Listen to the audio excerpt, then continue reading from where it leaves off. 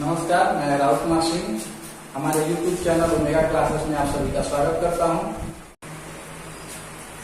अब हम द्वितीयक सेल के दूसरे प्रकार यानी कि निकिल आयरन और निकिल कैडमियम सेल के बारे में जानेंगे। इनकी पहले हमने लेड एसिड सेल के बारे में जान लिया, अब हम लोग निकिल आयरन और निकिल कैडमियम सेल के बारे में जानेंगे। तो ये जो दोनों सेल है इनमें कोई ज्यादा अंतर नहीं है। अंतर सिर्फ इसका है कि दोनों सेल का जो ऋण प्लेट है यानी कि ऋणात्मक प्लेट है, निगेटिव प्लेट, उसी में अंतर है। दोनों सेल में कोई अंतर नहीं है, सिर्फ ऋणात्मक प्लेट अलग अलग होते हैं। यानी कि जो निकिल आयरन सेल होगा, कौन सा निकिल आयरन सेल, तो इसका जो ऋणात्मक प्लेट निगेटिव प्लेट जो होगा वो आयरन का बना होगा, और निकिल कैडमियम सेल जो होगा इसका निगेटिव प्लेट किसका बना होगा, कैडमियम का बना होगा। बाकी दोनों में कोई अंतर नहीं होता है। तो अब इसके प्रमुख भाग के बारे में जान लेते हैं दोनों सेल के, कि इन दोनों के जो प्रमुख भाग हैं वो क्या क्या है। तो जैसे धनात्मक प्लेट हो गया, ऋणात्मक प्लेट हो गया, इलेक्ट्रोलाइट हो गया, ये सब मुख्य भाग हैं। तो मुख्य भाग के बारे में जानते हैं धनात्मक पट्टी के बारे में, यानी कि धनात्मक प्लेट। तो निकिल, इसका जो धनात्मक प्लेट होता है, निकिल आयरन के बारे में हम बात करेंगे या निकिल कैडमियम के, दोनों एक ही है, सिर्फ ऋणात्मक प्लेट को छोड़कर बाकी सब एक जैसा है।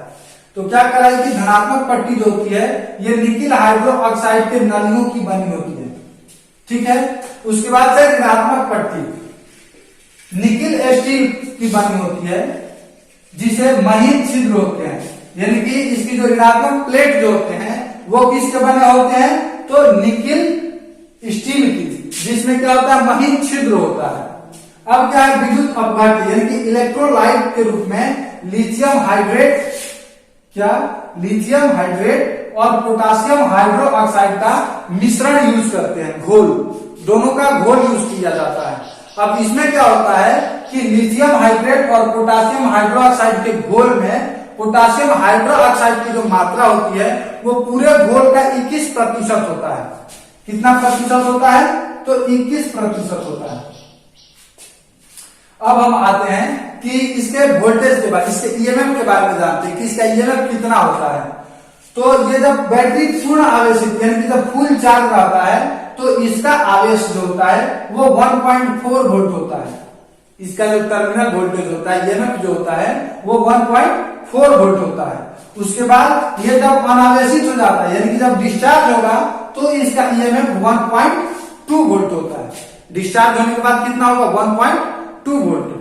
अब कभी कभी क्या होता है कि 1.15 वोल्ट से भी कम हो जाता है बैटरी, तो वो उस समय क्या होती है कि बैटरी पूरी तरह से डिस्चार्ज हो जाती है, पूरी तरह से अनावेशित हो जाती है। अब तो ये हम जान लिए, पहले जाने प्राथमिक सेल के बारे में पहले वीडियो में, उसके बाद से दूसरे वीडियो में जाने सेकेंडरी सेल यानी कि द्वितीयक सेल के बारे में, और उसके बाद उसके जो लेड एसिड बैटरी था उसके गुण जाने, उसके टाइप जाने, उसमें क्या क्या मुख्य भाग है, कौन कौन सा दोष है। फिर उसके बाद से आज हम लोग जान रहे हैं निकिल आयरन और निकिल कैडमियम के बारे में अभी जान लिए। अब जो है निकिल आयरन या निकिल कैडमियम की जो सेल है इसमें क्या, इससे क्या लाभ है और इसकी क्या हानि है। तो इसके लाभ और हानि जानते हैं। तो लाभ क्या है कि ये उच्च चार्जिंग और उच्च डिस्चार्जिंग सह सकता है, यानी कि जो हमारा लेड एसिड सेल है वो हाई चार्जिंग और हाई डिस्चार्जिंग पर देख रहे थे कि क्या हो जा रहा था, बकलिंग आ जा रहा था, यानी कि वो जो हमारा इलेक्ट्रोड होगा वो टेढ़ा हो जा रहा था। लेकिन निकिल आयरन या निकिल कैडमियम का जो इलेक्ट्रोड होगा वो टेढ़ा नहीं होगा जब हाई चार्ज होगा तब। दूसरा लाभ है कि यह मजबूत और हल्का होता है, यानी कि इसका वजन जो है लाइट वेट होता है और ये स्ट्रांग होता है, मजबूत होता है, यानी कि इसे हम कहीं आसानी से लेकर जा सकते हैं। तीसरा है लंबे समय तक डिस्चार्ज रह सकता है। उसमें क्या था कि अगर लेड एसिड सेल ज्यादा दिनों तक डिस्चार्ज रहेगा तो उसमें सल्फेशन आ जाता है, हार्ड सल्फेशन आ जाता है। लेकिन निकिल आयरन सेल में सल्फेशन नहीं आता है, ज्यादा दिनों तक अगर हम इसे डिस्चार्ज भी छोड़ देते हैं तो। उसके बाद है उच्च तापमान पर कार्य कर सकता है, यानी कि निकिल कैडमियम या निकिल आयरन जो सेल है वो हाई टेम्परेचर पर कार्य कर सकता है। इसका उपयोग बिजली से चलने वाली गाड़ी या स्विच गियर ऑपरेशन में किया जाता है। निकिल आयरन और निकिल कैडमियम सेल का उपयोग बैटरी से चलने वाली गाड़ी या स्विच गियर ऑपरेशन में किया जाता है।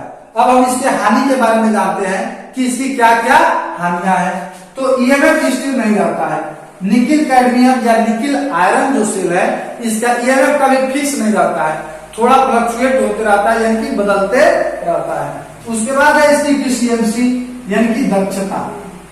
तो इसकी जो इफिशियंसी होती है वो लेड एसिड सेल से कम होती है और इसका जो आंतरिक प्रतिरोध होता है वो उच्च होता है।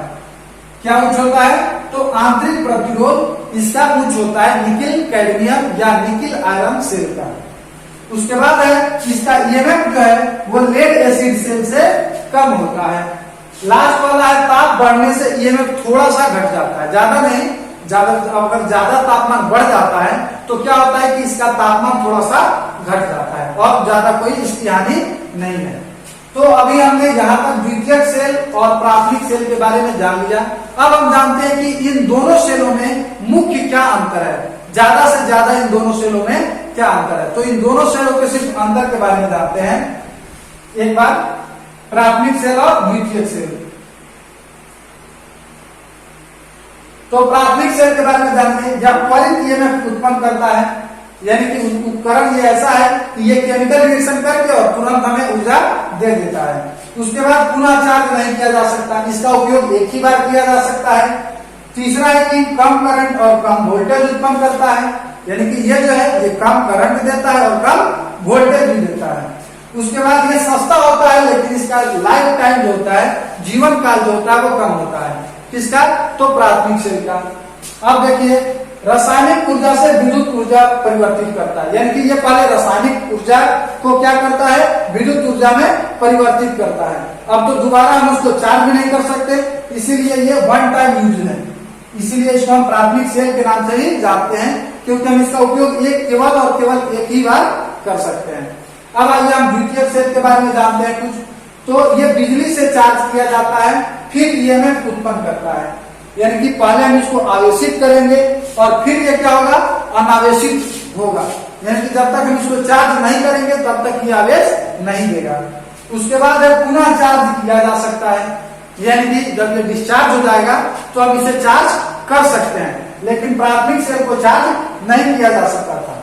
उसके बाद ये वजन में हेवी होता है, यानी कि भारी होता है, इसका वेट वजन क्या होता है, ज्यादा होता है, लेकिन प्राथमिक सेल का वजन ज्यादा नहीं होता है, कम होता है। तो यह अधिक वोल्टेज और अधिक करंट उत्पन्न करता है। उसके बाद ये महंगा होता है और इसका जीवन काल जो होता है वो अधिक होता है। प्राथमिक सेल का क्या था, ये सस्ता था और इसका जीवन काल जो था वो बहुत कम था, लेकिन इसका जीवन काल क्या होता है, ज्यादा होता है और ये महंगा भी होता है। उसके बाद क्या है कि ये विद्युत ऊर्जा को रासायनिक ऊर्जा में बदलता है, फिर रासायनिक ऊर्जा को विद्युत ऊर्जा में बदलता है, यानी कि जब तक हम इसको चार्ज नहीं करेंगे तब तक इसमें आवेश नहीं आएगा। लेकिन प्राथमिक में क्या था कि ये त्वरित ईएमएफ उत्पन्न करता है, यानी कि ये केमिकल रिएक्शन करके अपने आप और हमें एनर्जी देने लगता था। लेकिन इसमें क्या है कि जब हम सेल बना देंगे तो सेल को फिर आवेशित करेंगे और फिर वो जाकर के हमें विद्युत ऊर्जा देगा। तो ये था हमारा प्राथमिक सेल और द्वितीयक सेल के बारे में। आगे हम लोग सेलों के समूहन के बारे में जानेंगे। अगर हमारा वीडियो अच्छा लग रहा है तो हमारे चैनल को सब्सक्राइब करें और वीडियोस को लाइक करें, साथ ही साथ अपने दोस्तों के पास इसे शेयर भी करें। धन्यवाद।